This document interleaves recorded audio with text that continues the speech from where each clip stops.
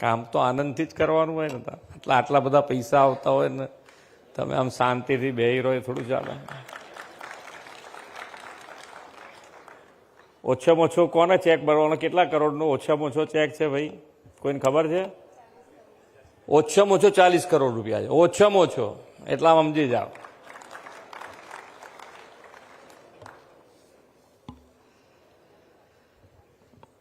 ગુજરાત મહાનગરપાલિકાઓ અને નગરપાલિકાઓના સર્વાંગી વિકાસ માટે રૂપિયા 2800 કરોડની રકમના ચેક અર્પણ સમારોહમાં આપણી સૌની સાથે મંચ ઉપર ઉપસ્થિત મારા સાથી નાયબ મુખ્યમંત્રી શ્રી હર્ષભાઈ સંઘવી, મારા સાથી મંત્રી શ્રી કનુભાઈ દેસાઈ, શ્રીમતી દર્શનાબેન વાઘેલા, અમદાવાદ મહાનગરપાલિકાના મેયર શ્રીમતી પ્રતિભાબેન જૈન, નાયબ મુખ્ય દંડક શ્રી જગદીશભાઈ મકવાણા, શહેરી વિકાસ અને શહેરી ગૃહ નિર્માણ વિભાગના અગ્ર સચિવ શ્રી એમ થેન્નારસન, મ્યુનિસિપાલિટી એડમિનિસ્ટ્રેશનના કમિશનર શ્રીમતી રમ્યા મોહન, મ્યુનિસિપલ ફાઇનાન્સ બોર્ડના મુખ્ય કારોબારી અધિકારી સુશ્રી વીણાબેન પટેલ, આમંત્રિત સર્વે મહાનુભાવો, પ્રેસ મીડિયાના મિત્રો, સૌને મારા નમસ્કાર.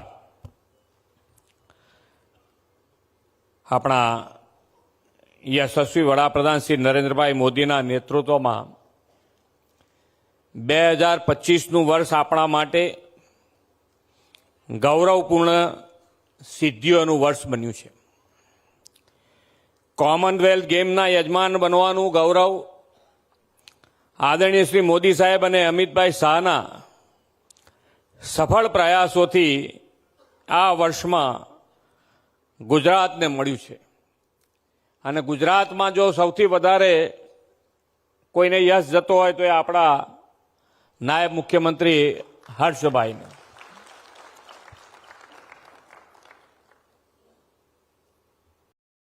શહેરી વિકાસ વર્ષ પણ આ વર્ષે ઉજવાઈ રહ્યું છે. 2005માં જ્યારે માન્ય આપણા વડાપ્રધાન શ્રી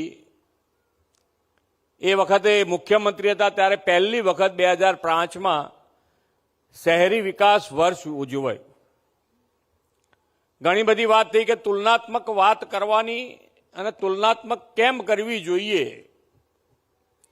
તો કે 2005માં જે શહેરી વિકાસ વર્ષ ઉજવાયું તો શહેરી જે મેઇન મ્યુનિસિપાલિટીઝ હતી, કોર્પોરેશન હતા મેઇન મોટા, એની અંદર પણ 10,000 રૂપિયા કે 15,000 રૂપિયાનું કામ કરવું હોય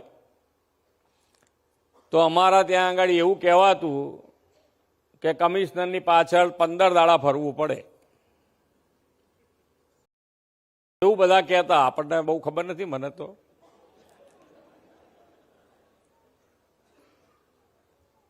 કમિશનર બધા મજા આવી ગઈ.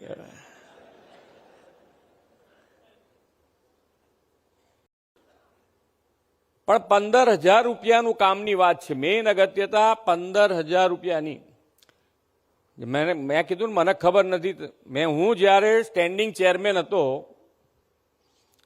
એ વખતે મારા ત્યાં આગાડી જનરલ બોર્ડ અને જનરલ બોર્ડમાં મેં એ વખતે કીધેલું ઊભા થઈને કે જ્યાં સુધી માન્ય નરેન્દ્રભાઈ છે ત્યાં સુધી વિકાસના કામનો રૂપિયો ખૂટશે નહીં. તમે જુઓ રોજ બરોજ આજે આપણી કેપેસિટી વધતી જ ગઈ છે. ફાઇનાન્શિયલી અત્યારે લોકોને ભરોસો પડી ગયો છે. પણ આ તો આપણને બધાને ખબર છે કે જે પ્રમાણે એક વખત એસીમાં બેસવાની ટેવ પડી જાય પછી આપણને એસી વગર રહેવું મુશ્કેલ પડે. અને એમાં વાંધોય નથી આપણને કે ભાઈ જે ટેવ પાડી છે આપણે સારી ટેવો પાડી છે અને સારી ટેવો પાડી છે તો હવે આપણે સારું કામ કરવું પડે. અને સારું કામ કરવા માટે જ આપણે હંમેશા તમને ફાઇનાન્શિયલ સપોર્ટ કે ભાઈ પૈસાના અભાવે તમારું કોઈ કામ ના રોકાય એના માટેનો હર હંમેશા આપણે પ્રયત્ન કર્યો છે. કોર્પોરેશન અને કોર્પોરેશનમાં પહેલા કામ અહીંયાથી હર્ષભાઈએ જેમ કીધું એમ કે પાણી, ગટર અને રસ્તા સિવાય બીજું કોઈ કામ વિચારી નહોતા શકતા પહેલા. આજે તમે જુઓ તો નાનામાં નાની નગરપાલિકા પણ આ 3 કામ સિવાય બાગ બગીચા હોય તો બાગ બગીચા, મેદાન હોય રમતગમતનું તો રમતગમતનું મેદાન, કોમ્યુનિટી હોલ, આ બધાનો વિચાર કરીને અત્યારે દરેક જગ્યાએ બની રહ્યા છે. એ ક્યારે બને? તો કે ભાઈ આજે જે મૂળ સુવિધાઓ છે એ મૂળ સુવિધાઓના કામ થઈ રહ્યા છે અને એની ઉપરાંતનું આ કામ આપણે કરી રહ્યા છે. અને મૂળ સુવિધાના કામો પૂર્ણ થાય ત્યારે પછી જ આ વિચાર કરી શકાય. અને એટલે જ આપણે આજે આ બધા કામો લઈ રહ્યા છે અને જે બજેટનો વધારો કર્યો છે શહેરી વિકાસમાં, તો ઘણી નગરપાલિકાઓમાં હજુ પણ ક્યાંક ને ક્યાંક તકલીફ છે. મહાનગરો હવે કરી રહ્યા છે કામ, પણ નગરપાલિકાઓ હજુ પણ કામ કરવામાં એમની પાસે પૈસા વપરાતા નથી અને પડ્યા રહેતા હોય છે. તો એનું આયોજન તમે સમયસર નહીં કરો તો એટલા તમે પાછળ પડતા જશો. ને હવે પૈસામાં વધારો જ થતો જવાનો છે, રોજબરોજ ઘટવાના નથી પૈસા. કેમ શાંત થઈ ગયા પાછા? પૈસાનો વધારો થવાનો છે, ઘટવાના નથી. એટલે તમારે તમારી કેપેસિટી વધારવી જ પડે કે ભાઈ આ પૈસા વાપરવા માટેની કેપેસિટી વધારવી પડે. અને એ કેપેસિટી નહીં વધારો તો તમે ગમે તેટલા પૈસા અમે આપીએ પણ તમે કેપેસિટી ના વધારો તો લોકોની સુખાકારીના કામો કેવી રીતે કરી શકાય?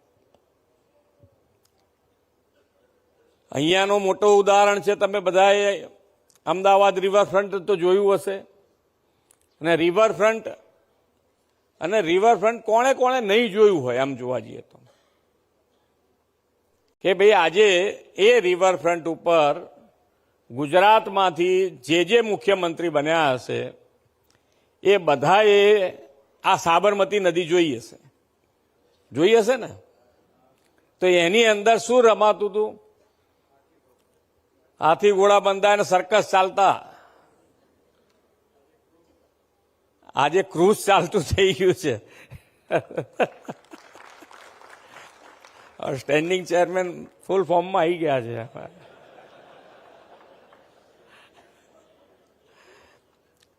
પણ એ ડેવલપમેન્ટની વાત છે કે ભાઈ ડેવલપમેન્ટ કરવા માટે પોલિટિકલ વિલ જોઈએ. ઘણી વખતે આપણને પોલિટિકલ વિલના હિસાબે પણ ડેવલપમેન્ટમાં તકલીફ પડતી હોય. પણ માન્ય નરેન્દ્રભાઈએ પોલિટિકલ વિલ બતાવ્યું અને એ વખતે ત્યાં આગાડી ઘણા બધા નાના મોટા ઝૂંપડા હતા. ત્યાં આગાડી એ બધાને સમજો કે ભાઈ આજે ડેવલપમેન્ટ અને ડેવલપમેન્ટ માટે કોઈને હેરાનગતિ નહીં. એ બધા ઝૂંપડાઓને સારામાં સારી સુવિધાના ફ્લેટો આપીને લોકોને શિફ્ટ કર્યા છે અને પછી આ રિવરફ્રન્ટનું ડેવલપમેન્ટ થયું છે. બાકી તો બધાને બીક જ લાગતી હશે કે આને હટાવવા જઈએ તો આપણે હટી જઈશું. બાકી તો ઘણા બધાએ જોયું હશે, બધા ફોરેને ફરવા જતા હતા, મુખ્યમંત્રી નતા જતા એવું થોડું છે.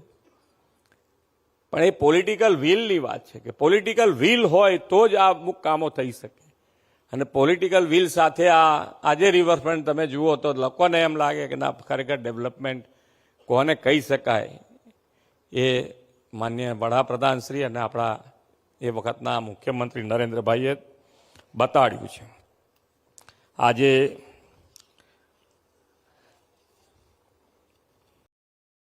સ્માર્ટ સિટીઝ મિશન અન્વયે વડાપ્રધાનશ્રીની પ્રેરણાથી દેશભરમાં શરૂ થયેલા city investment to innovate, integrate અને સસ્ટેન કાર્યક્રમમાં પણ ગુજરાત આજે અગ્રેસર છે.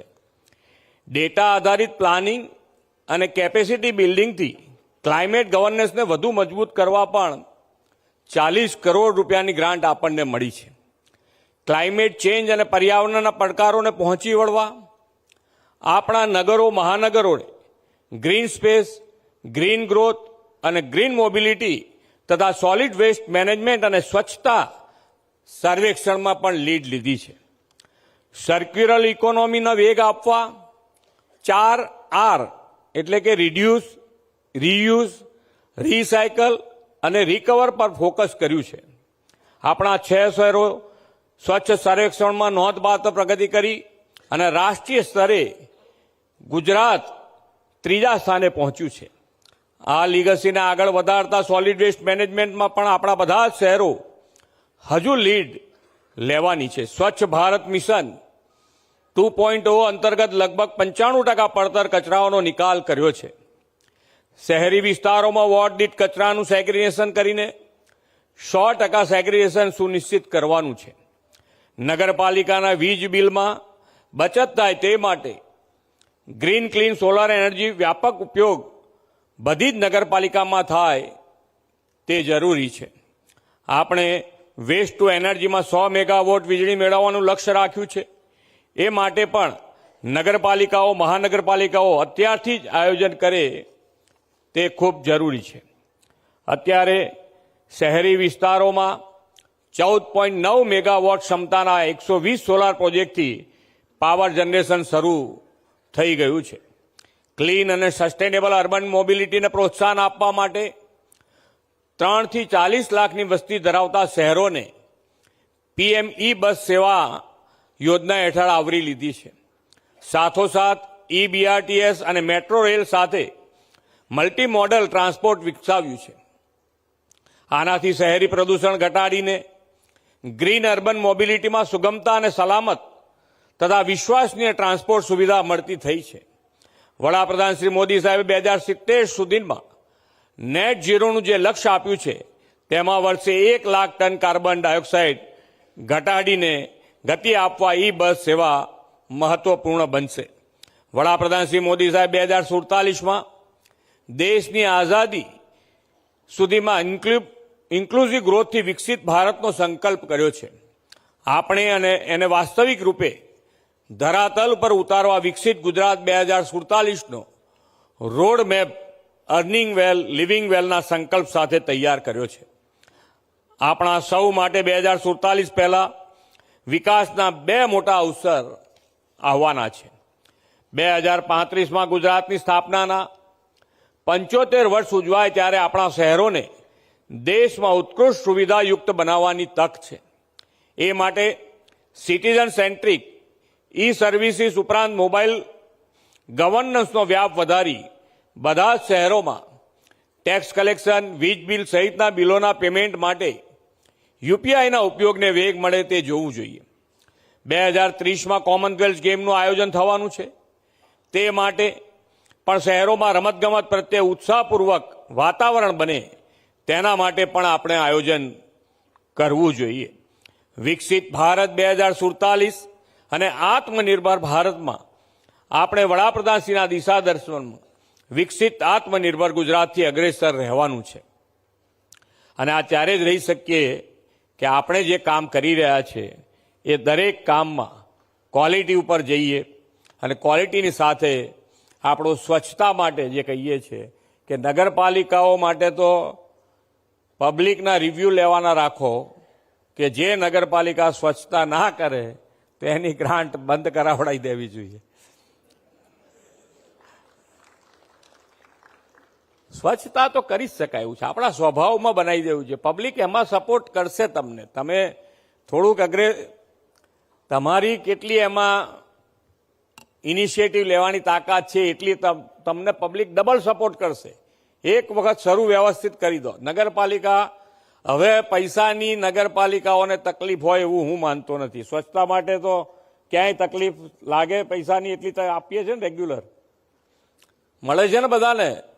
જોરથી હા તો બોલો. હા એટલે આમાં શું છે કે જોરથી હા બોલે તો સ્વચ્છતા કરવી પડે એમ.